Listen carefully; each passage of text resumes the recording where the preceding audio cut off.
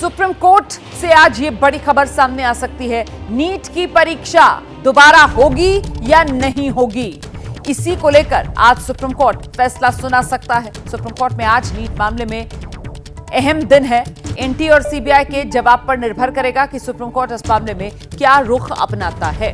तो एनटीए से लेकर सीबीआई तक हलफनामे सुप्रीम कोर्ट में दाखिल कर दिए गए हैं। अपना रुख दोनों की तरफ से सुप्रीम कोर्ट के सामने रख दिया गया है और अब सुप्रीम कोर्ट की 3 जजों की बेंच जो इस मामले में आज सुनवाई करेगी और बहुत संभव है नीट एग्जाम जिसे रद्द करने की मांग बहुत से छात्रों और संगठनों की तरफ से की जा रही है, जिसे बरकरार रखने की मांग के लिए भी छात्र जो हैं वो सुप्रीम कोर्ट का दरवाजा खटखटा चुके हैं और इसी को लेकर सुप्रीम कोर्ट का रुख क्या रहने वाला है, इस पर आज फैसले का दिन मुमकिन है। सीधे आपको लेकर चलेंगे, हमारे साथ हमारे सहयोगी अंकित गुप्ता इस वक्त मौजूद है। अंकित, जरा बताइए कितने बजे तक ये मामला सुनवाई के लिए आएगा और नीट दोबारा होगा या नहीं, इसको लेकर क्या आज संभावना जताई जा रही है कि सुप्रीम कोर्ट कोई फैसला सुना दे? अंकित,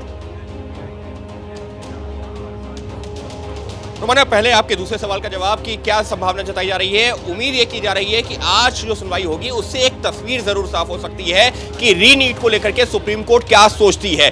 वो क्यों जो है संभावना जताई जा रही है, उसकी वजह यह है कि केंद्र सरकार हो या एनटीए हो, उसके अलावा सीबीआई भी आज जब सुनवाई होगी तो उस दौरान सील लिफाफे में सुप्रीम कोर्ट में अपनी जांच रिपोर्ट सौंपेगी। तो सुप्रीम कोर्ट के सामने वो सारे तथ्य होंगे जिसके आधार पर सुप्रीम कोर्ट ये तय कर सकती है कि क्या रीनीट करवाना जरूरी है या नहीं। लेकिन रोमाना, इस सबके बीच में मैं जो 3-4 पॉइंट्स और ऐड करना चाहूंगा और वो है जो सरकार ने हलफनामे में बातें कही हैं, फिर चाहे वो केंद्र सरकार हो या एनटीए हो। केंद्र सरकार ने साफ तौर पर कहा है कि सुप्रीम कोर्ट में जो पिछली सुनवाई हुई थी 2 दिन पहले, उसके बाद में मद्रास आईआईटी से डेटा एनालिटिक्स की मदद से एक पूरी जो है जांच की गई है और पिछले इसी साल की नहीं, पिछले साल के जो अंकित गुप्ता, मैं आपको रोक रही हूँ। आप जिस खबर का जिक्र कर रहे हैं, हमने खासतौर से वो खबर तैयार की है, तो दर्शकों को पहले फिर वही खबर बता देते हैं, उसके बाद आपके पास आऊंगी। नीट मामले में सुप्रीम कोर्ट में देखिए, जिसका जिक्र अभी हमारे सहयोगी कर रहे थे, अलग अलग हलफनामे दायर हुए हैं और केंद्र सरकार की तरफ से शिक्षा मंत्रालय ने हलफनामा जो दिया है उसमें सरकार की तरफ से कहा गया है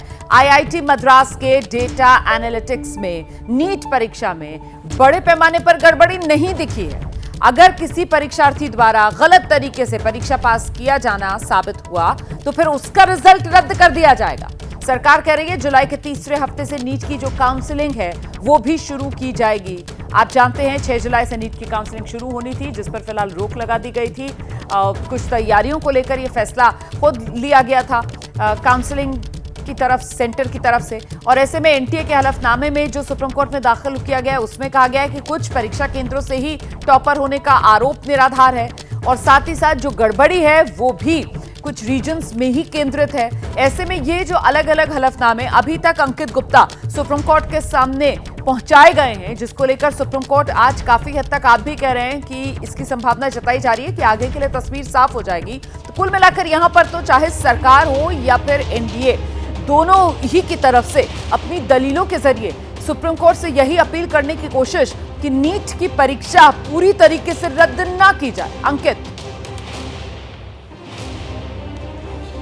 बिल्कुल रोमाना, और इसमें कोई दो राय नहीं है क्योंकि केंद्र सरकार की तरफ से भी वही कहा गया और एनटीए की तरफ से भी कमोवेश वही कहा गया है। और ये क्यों महत्वपूर्ण है? ये इस वजह से महत्वपूर्ण है क्योंकि सुप्रीम कोर्ट ने पिछली सुनवाई के दौरान इस बात का जो है जिक्र किया था कि अगर हमारे सामने तफ्तीश में आता है, जांच में ये निकल के आता है कि बड़े पैमाने पर परीक्षा जो है लीक, पेपर लीक नहीं हुआ, बड़े पैमाने पर गड़बड़ी नहीं हुई, तो ऐसे में पूरी तरह से रीनीट का जो आदेश नहीं देना सही होगा। लेकिन अगर ये निकल के आता है कि बड़े पैमाने पर पेपर लीक हुआ है, गड़बड़ी हुई है, तो रीनीट का आदेश दिया जा सकता है। ऐसे में केंद्र और एनटीए का यह हलफनामा महत्वपूर्ण हो जाता है जो ये कहता है कि बड़े पैमाने पर गड़बड़ी नहीं हुई। रोमाना, इसके अलावा एनटीए के हलफनामे में एक और महत्वपूर्ण तथ्य निकल के सामने आया है। अभी जो मैं देख रहा था उसमें जो पटना का भी जिक्र किया गया है और यह कहा गया है कि पटना में भी जो जांच हुई है, जो एनटीए के हलफनामे में कहा गया है, उसमें भी अब तक कुछ भी गड़बड़ी नहीं पाई गई है। No question paper was found missing in any trunk, यानी कि जो प्रश्न पत्र वहां गए थे पटना में भी, वो कहीं से कहीं कोई लीक नहीं हुआ है और कहीं कोई गड़बड़ी नहीं हुई है। तो ये भी अपने आप में एक बड़ा पहलू है। देखना दिलचस्प होगा कि सीबीआई बताइए कि कब तक इस मामले में सुनवाई शुरू होगी सुप्रीम कोर्ट में, इसको लेकर कुछ समय सामने आ रहा है क्या अंकित?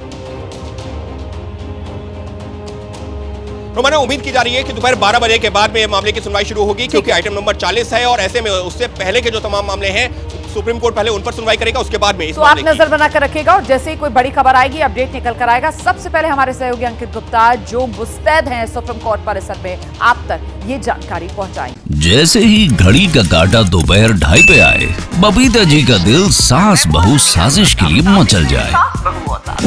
और ये है इनकी बहू, पूरे दिन ऑफिस की टेंशन हो जाए गॉन जब ये करें अपना फेवरेट शो फ्री टाइम पे ऑन।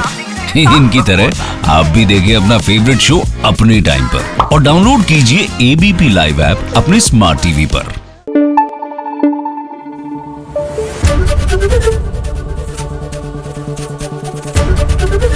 एबीपी न्यूज आपको रखे आगे।